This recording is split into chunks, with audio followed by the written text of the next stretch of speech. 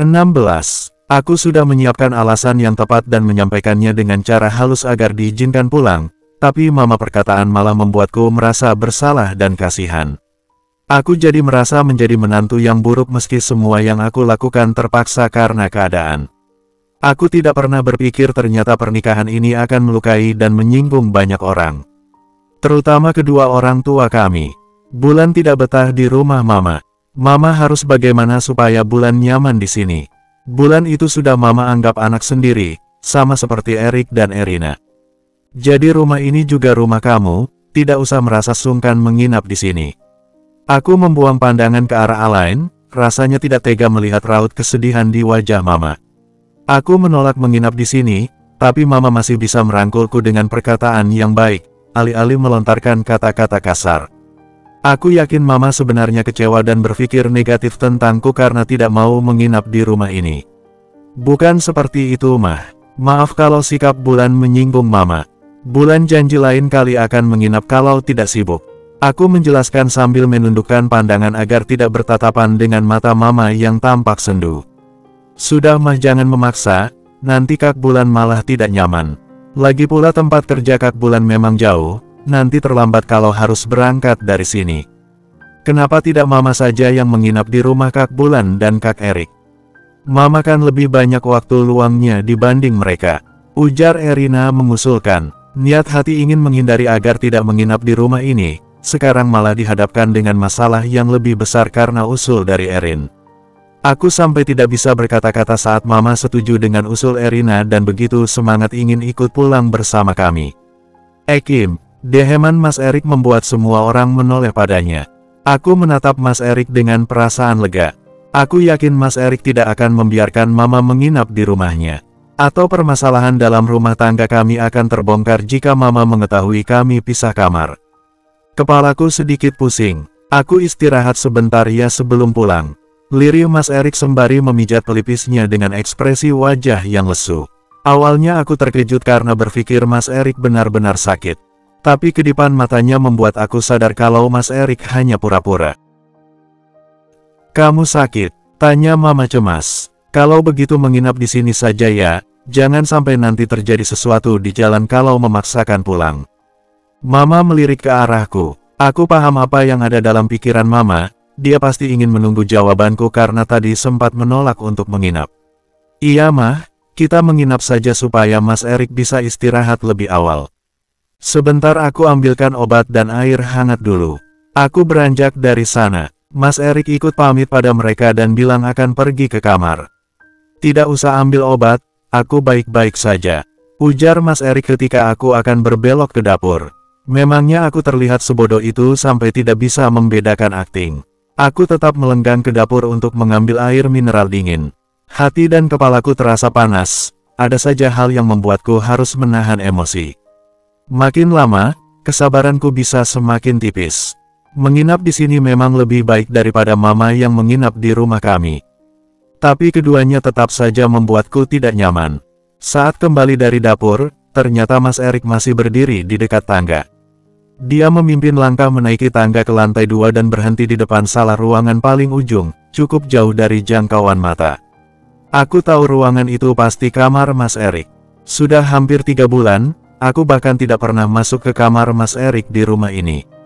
Mungkin saja keluarga Mas Erik sebenarnya menaruh curiga, tapi karena selama ini aku dan Mas Erik tidak pernah bercerita apapun dan memainkan peran dengan baik, kecurigaan itu bisa ditepis.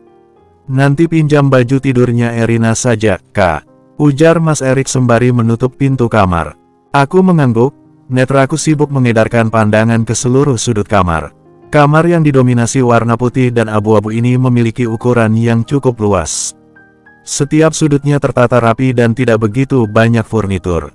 Pandanganku berakhir pada sofa panjang yang terletak di dekat pintu balkon. Walaupun masih kesal karena berujung harus menginap, setidak aku masih bisa tidur di sofa agar tidak satu ranjang dengan Mas Erik.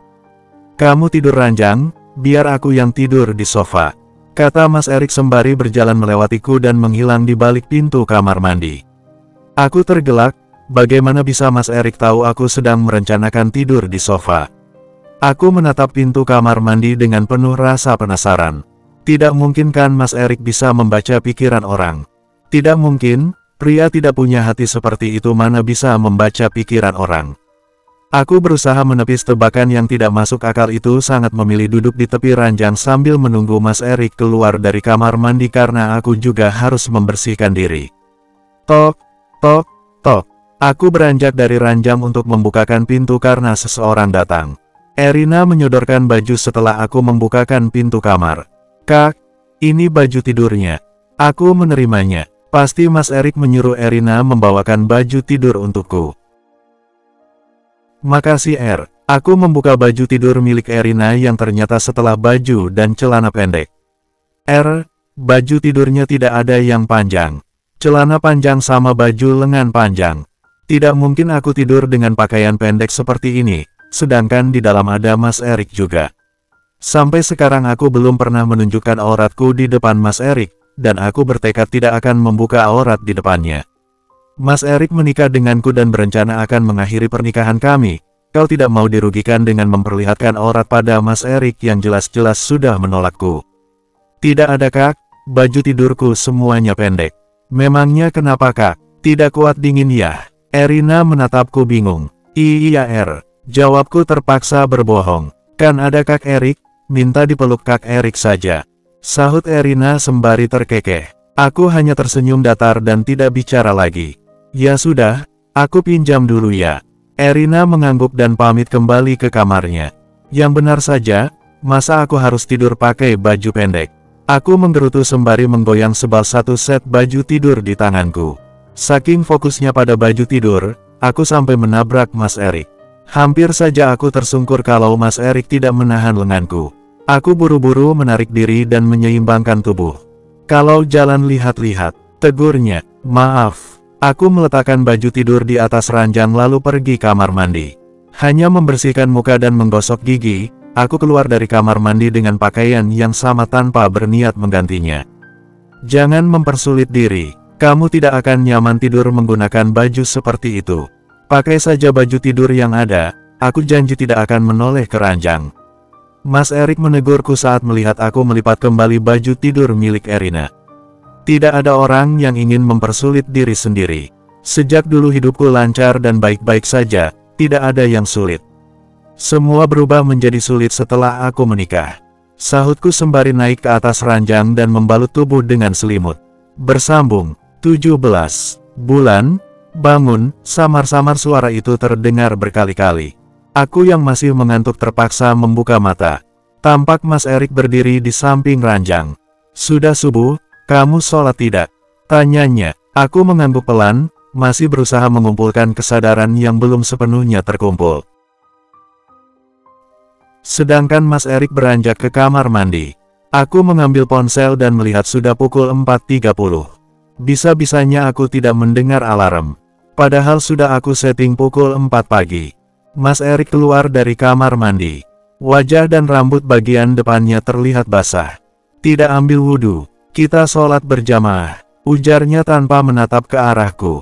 Tangannya sibuk meraih sajadah di atas nakas lalu menggelarnya di lantai. Mas Erik duluan saja, tolakku. Selama 3 bulan menikah, kami tidak pernah sholat berjamaah. Dulu setelah menikah dan masih tinggal di rumah bapak, setiap subuh aku selalu bangun lebih awal dan baru membangunkan Mas Erik setelah aku selalu sholat. Aku rasa sholat berjamaah dengan Mas Erik tidak perlu aku lakukan selama menjadi istrinya. Mungkin ini terdengar salah, tapi pernikahan kami tidak sebaik itu sampai harus menciptakan kegiatan bersama yang mungkin hanya akan menjadi kenangan di kemudian hari. Hanya sholat berjamaah, kamu juga keberatan? Tanyanya dengan tatapan menelisik. Aku menarik nafas dalam-dalam. Masih sepagi ini tapi kesabaranku sudah diuji. Aku sebenarnya tidak ingin kita selalu memperdebatkan hal-hal sepele, tapi sikap Mas Erik memancingku untuk berdebat. Aku menghela nafas berat. Entah sampai kapan harus menjalani pernikahan yang menguji kesabaran ini. Jika aku yang mengajukan perceraian, maka aku yang akan terlihat salah di depan semua orang dan keluarga. Apalagi Mas Erik dikenal pria baik-baik, peduli pada keluarga dan bertanggung jawab. Tolong jangan buat seolah-olah aku yang tidak menginginkan pernikahan ini. Pernikahan kita hanya sebatas status kan. Aku bahkan masih ingat saat Mas Erik memperingatkanku agar tidak berharap pada pernikahan ini. Jadi mari kita jalani hidup masing-masing. Sama halnya aku yang menghargai keputusan Mas Erik, Mas Erik juga harus menghargai keputusanku. Pintaku. Aku pergi ke kamar mandi tanpa menunggu respon dari Mas Erik. Lagi pula ucapanku sudah sangat jelas, aku yakin Mas Erik sangat paham maksudku. Aku pamit pada Papa dan Erina. Sedangkan Mama ikut pulang bersama kami karena ingin menginap. Tadi saat sarapan, aku dibuat tersedak karena tiba-tiba Mama bilang akan ikut ke rumah Mas Erik selama 1 minggu. Aku pikir Mama tidak akan ikut dengan kami karena sudah menuruti permintaannya untuk menginap di rumah ini. Ternyata Mama tetap ingin menginap di rumah Mas Erik. Aku sudah panik, karena Mama pasti akan tahu jika aku dan Mas Erik tidur terpisah. Tapi Mas Erik cukup pintar, semalam dia menghubungi Big Asih dan menyuruhnya memindahkan semua barangku ke kamar utama. Mama saja yang di depan, biar Bulan di belakang. Ujarku sembari membukakan pintu depan. Mama tidak mau duduk di samping suami orang, ayo masuk, Mama mau di belakang. Sahut Mama sambil terkekeh kecil. Aku tersenyum kaku dan bergegas masuk karena Mama sudah membuka pintu belakang. Suasana di dalam mobil cukup hangat karena Mama selalu mengajak kami mengobrol. Tak jarang dia meledek Mas Erik seolah-olah Mas Erik bukan anak kandungnya. Mama benar-benar memperlakukan aku seperti anak kandungnya sendiri. Mama perhatikan, kalian belum pernah bulan madu sejak menikah. Benarkan? Mama sampai menatapku dengan serius melalui kaca spion. Aku melirik ke samping, bermaksud menyerahkan jawabannya pada Mas Erik. Untungnya Mas Erik melihat ke arahku dan paham arti lirikanku tadi. Bulan madu tidak cukup 2 atau 3 hari mah. Sedangkan aku dan Bulan sama-sama sibuk, belum ada waktu yang pas. Lagi pula bulan madu tidak terlalu penting, setiap hari kita bertemu di rumah, itu sudah lebih dari bulan madu. Ujar Mas Erik menjelaskan. Aku sampai melotot mendengar penjelasan Mas Erik. Pria itu memang pintar bermain kata. Apa yang keluar dari mulutnya, pasti akan ditanggapi dan diterima baik oleh lawan bicaranya. Terbukti saat ini Mama terlihat menahan senyum, sepertinya Mama berpikir yang tidak-tidak. Baguslah kalau begitu, tapi kalian harus lebih rajin lagi, Mama sudah tidak sabar ingin menggendong cucu. Mama seperti berharap kami segera memiliki anak. Aku hanya bisa meringis pilih dalam hati. Mama mertua sebaik ini harus aku bohongi, rasanya aku sangat keterlaluan. Aku yakin jika rumah tangga aku dan Mas Erik berakhir, kedua orang tua kami yang akan hancur dan kecewa. Mama jangan bicara aneh-aneh, nanti Bulan jadi canggung. Tegur Mas Erik pelan. Dia sempat melirik ke arahku. Aku tidak mengerti dengan jalan pikiran Mas Erik. Seharusnya dia merasa bersalah pada kedua orang tuanya karena membohongi mereka. Tapi Mas Erik terlihat biasa-biasa saja seolah tidak melakukan kesalahan. Mas Erik menghentikan mobilnya di pelataran perusahaan tempatku bekerja. Mama dan Mas Erik mengantarku ke perusahaan lebih dulu. Aku segera turun, begitu juga dengan Mama karena akan pindah duduk di depan. Bulan kerja dulu mah, maaf karena tidak bisa menemani Mama di rumah. Aku meraih tangan Mama dan mencium punggung tangannya. Tidak apa-apa Bulan, lagi pula ada Big Asik. Ujar Mama. Aku mengangguk lega dan pamit ke dalam. Namun ucapan Mama membuatku menghentikan langkah. Bulan, kamu lupa cium tangan Erik.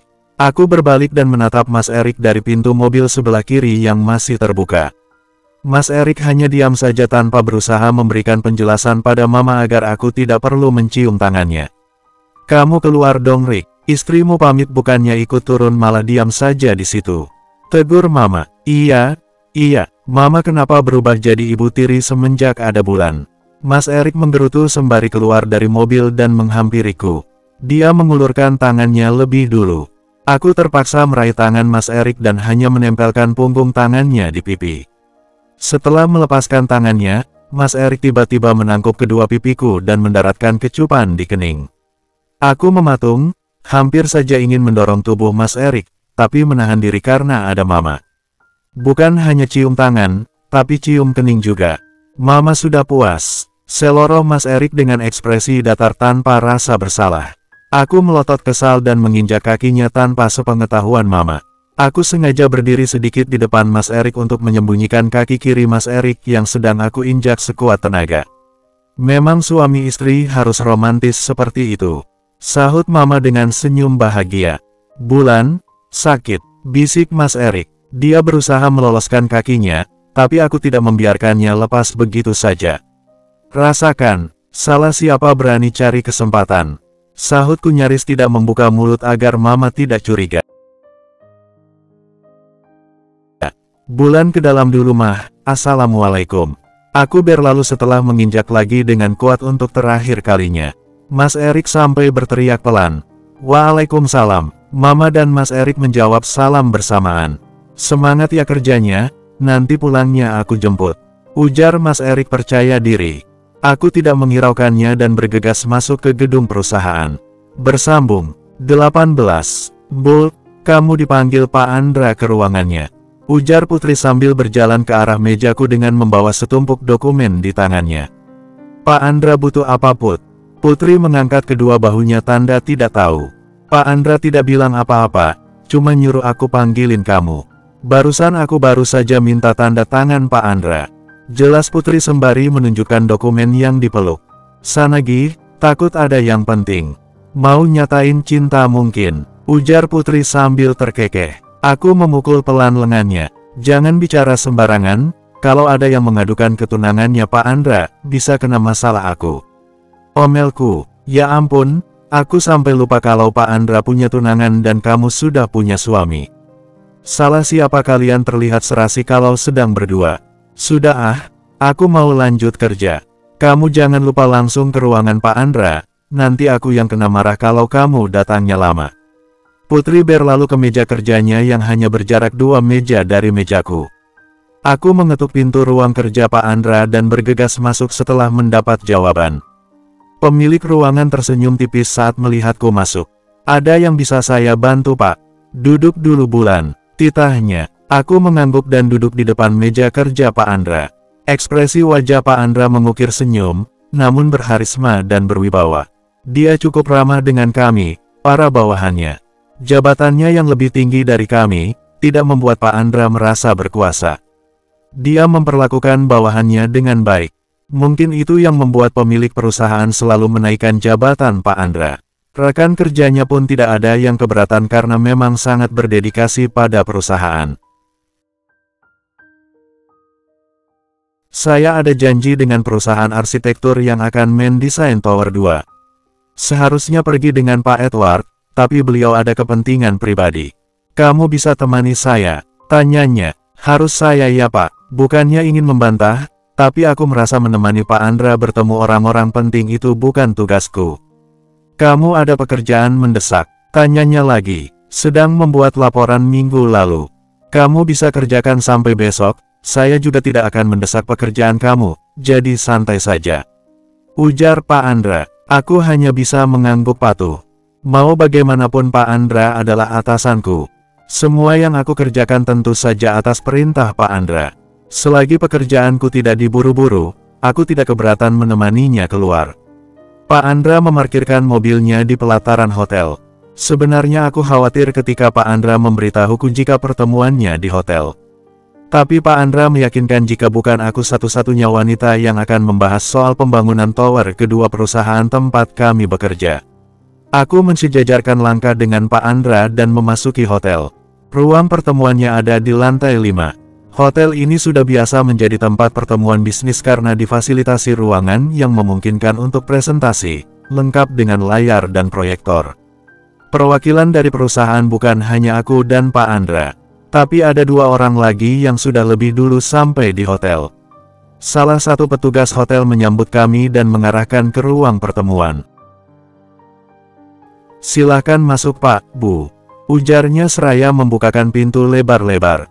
Terima kasih, sama-sama Ibu. Aku berjalan di belakang Pak Andra. Beliau menyapa semua orang dengan ramah dan sopan, aku hanya mengukir senyum tipis dan membungkukkan badan pada mereka tanpa mau menatap satu persatu. Silahkan duduk. Aku tertegun, suara itu tidak asing. Refleks aku mengangkat kepala untuk memastikan. Ternyata aku memang tidak salah dengar. Di ujung meja, Mas Erik sedang menatap ke arahku. Ah, bukankah Anda? Pak Andra, ayo duduk. Cegahku memotong ucapan Pak Andra. Aku menatapnya memohon dan berharap Pak Andra paham maksudku. Pak Andra mengangguk kecil dan menarik kursi kosong untukku. Duduk Bulan, lirihnya. Dia juga menarik kursi kosong di sebelah untuk diduduki. Aku berusaha bersikap tenang dan duduk di kursi yang disiapkan Pak Andra. Baik, jika semuanya sudah berkumpul, saya akan memulai presentasinya. Ujarnya. Mas Erik kemudian memperkenalkan diri dan beberapa tim yang ikut dengannya. Begitupun Pak Andra, dia ikut memperkenalkan diri karena ini pertama kalinya bertemu dengan orang-orang dari perusahaan tempat Mas Erik bekerja. Desain yang saya tampilkan sudah sesuai dengan permintaan Pak Edward, tapi ada beberapa yang harus saya koreksi. Karena Pak Edward tidak bisa hadir, mungkin bisa dicatat poin-poin pentingnya. Mas Erik berbicara panjang lebar sambil menunjukkan hasil desainnya dan ruangan-ruangan penting di dalam gedung yang akan dibangun itu. Aku menyimak dan mencatat poin-poin penting agar bisa dilaporkan pada Pak Edward hasil rapat siang ini. Rapat ini ditutup Mas Erik setelah 2 jam. Tadi Pak Andra sempat menelpon Pak Edward karena ada beberapa hal yang harus disetujui langsung oleh Pak Edward. Orang-orang saling berjabat tangan. Aku memilih berdiri di tempat dan mengangguk sopan dengan senyum tipis. Terima kasih Pak Erik. Tidak salah Pak Edward mempercayakan desainnya di Airlangga Desain. Ucap Pak Andra sembari menjabat tangan Mas Erik. Aku mengalihkan pandangan ke arah lain agar tidak berhadapan dengannya karena Mas Erik berdiri di depanku. Sama-sama Pak Andra, senang bekerja sama dengan Anda. Rombongan Mas Erik keluar lebih dulu dari ruangan. Aku bersama Pak Andra dan yang lainnya mengikuti di belakang. Kami masuk ke lift untuk turun ke lobi. Total ada 7 orang yang masuk ke dalam lift. Aku mundur dan memilih berdiri di pojok lift. Tiba-tiba Mas Erik bergeser dan berdiri tepat di sebelahku. Aku membuang muka saat tatapan mata kami bertemu.